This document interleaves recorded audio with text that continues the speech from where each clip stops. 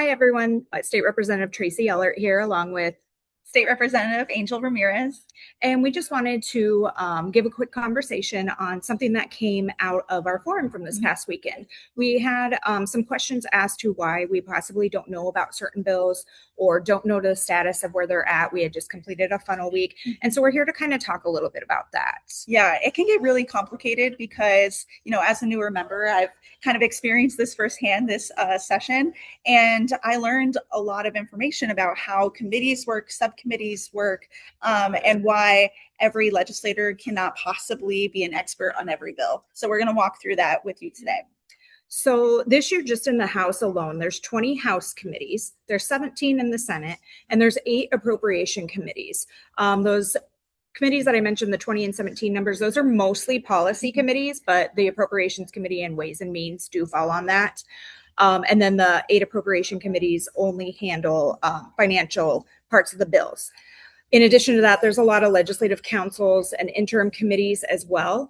And because there's only 100 of us in the House and 50 over in the Senate, you can't possibly sit on all of the committees. They also take place during blocks. Yeah. I'm on 5 committees myself. And I'm on 6 committees. Some of ours overlap. So we would both be informed, like we both sit on education. So we would both here in Linn County know about those bills. But we wanted to pull one up as an example. So I'll share my screen, show you how to pull up a bill and kind of look at the bill history. So you would go to the legislative website, which is www.legis.iowa.gov. And you can type in the bill number for what you're looking for. This is one that we just got done debating, so we're just using this as an example. Type that in, and then it will pull up the bill, and you can click on the bill history. So this is a good example because it's in judiciary. So this is one that Representative Ramirez would have knowledge on. From the very beginning, which you can see this one started in 2025. So the first year of this General Assembly. I sit on education though. So I was not aware of this bill until it came to us in caucus. Yeah. So if you see right here, it says subcommittee and it gives you a list of names. These are the names of the representatives that have read through this bill. They've listened to lobbyists. They've listened to the public. They are going to be the #1 experts on this bill. And then the Democrat on this bill is Lindsey James. And so James then refers it back to judiciary and lets everyone else know on judiciary what the bill does. And we all have chances to ask questions, to find out, which community groups, which nonprofits are in favor or against this legislation. Are there any union endorsements of this legislation? That sort of thing. So that kind of gives you an insight as to why judiciary committee members specifically have a better understanding of legislation than someone who wouldn't be on that same committee if it's a judiciary bill. And then that our members for our caucus, when it comes, when it goes on the debate calendar, they then went in caucus. Like we voted on this today, and we voted, it was actually a bouncing bill. So we voted on it just a few days ago.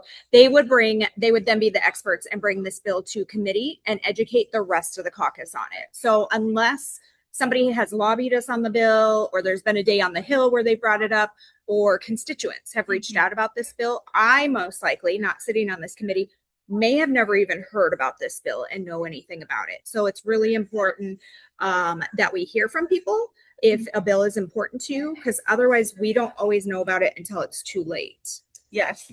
And sometimes we get constituents who aren't exactly sure about the bill number. And if it's okay, I'd love to just show really quick. If you go back here and if you go back to the Iowa legislative homepage, you could type in keyword here. Yeah. And then that's where you could say, hey, I think I've heard about this bill that has to do with health insurance. So you might type in health insurance and it'll pop up a bunch of bills, and then you can read through it and see which one you're talking about, so that when you're contacting us as your representatives or other legislators, you can have the most amount of information possible to let us know how you stand on a bill, what your perspective is, and we consider all of those things when we are deciding our vote. So as Representative Ramirez said, it's really important to hear from you. So we know about these things. Again, if it's on a committee we're not sitting on, may not know about it unless you're reaching out.